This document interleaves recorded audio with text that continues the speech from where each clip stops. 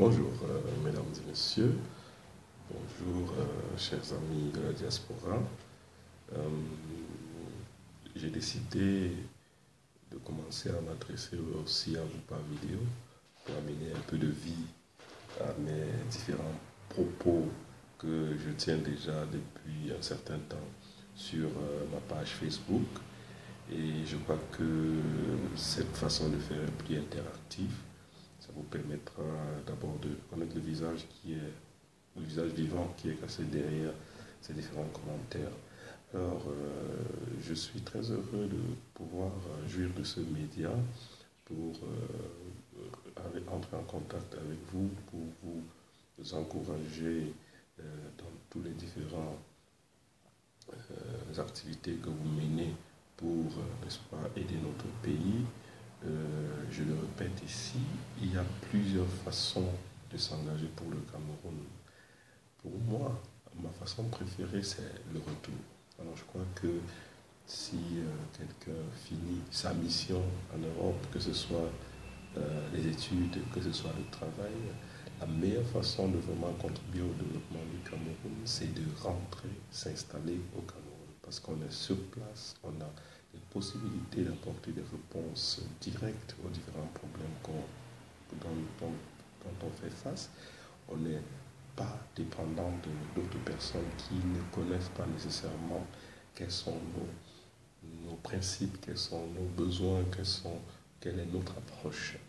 Naturellement, je ne suis pas dupe. Je sais qu'il y a plusieurs d'entre vous qui, pour une raison ou une autre, sont obligés de rester encore quelques années en Europe avant d'envisager un retour. Donc, peut-être que les gens veulent rester pour avoir une première expérience de travail entre 5 et 7, voire 10 ans.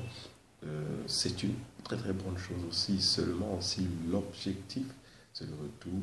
Pendant cette période où vous êtes en train d'acquérir votre première expérience de travail en Europe, vous devez déjà commencer à mettre les bases à la maison au Cameroun pour, n'est-ce pas, pouvoir, le moment venu, prendre la décision de la manière la plus facile. Il faut éviter les situations où on est toujours en train de préparer un retour, c'est-à-dire l'éternel recommencement. On le dit, mais on ne prend jamais la décision. Ça, c'est une preuve d'une impréparation du retour. Donc, on peut, n'est-ce pas, se prendre du temps pour bien préparer son retour, pour bien poser les bases avant de rentrer. On n'est pas obligé de rentrer directement après les études comme moi je l'ai fait. Ça a ses avantages, mais ça peut aussi avoir ses inconvénients. L'autre aspect, c'est que je ne suis pas non plus ignorant du fait qu'il y a des gens qui, disons, rentreront seulement pendant leur retraite, ou bien ne rentreront jamais, qui ont trouvé en Europe leur nouveau pays, qui ont trouvé en les États-Unis leur domicile, qui se sentent à l'aise là-bas. C'est tout à fait humain et c'est normal. Tout le monde est libre de vivre là où il veut.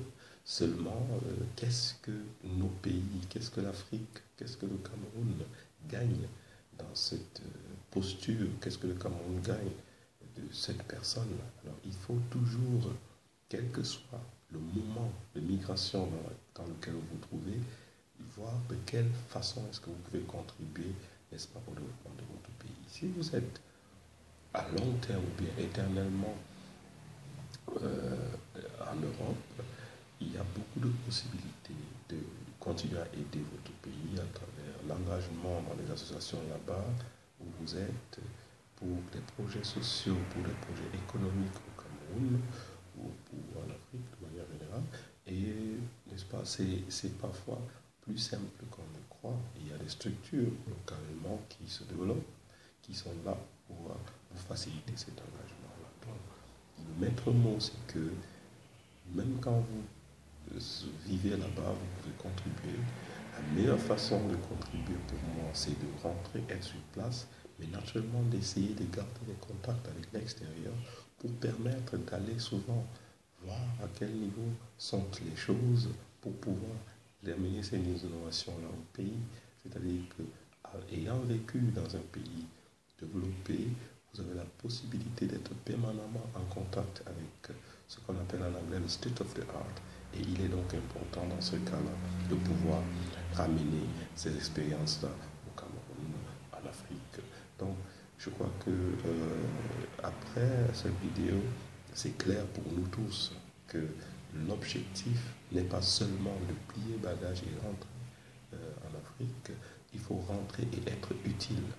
Si on voit qu'on ne peut pas être utile directement après son retour, qu'on se donne les moyens de le devenir en acquérant une expérience de travail, en cherchant de l'argent qu'on va investir après. Si on voit que même malgré tout l'amour qu'on a, on ne peut pas rentrer en Afrique, et bien qu'on reste en Europe, on essaie d'aider à partir de là-bas. Donc c'était mon mot de la fin. Je vous remercie beaucoup d'avoir pris la peine de 6 minutes pour suivre cette vidéo.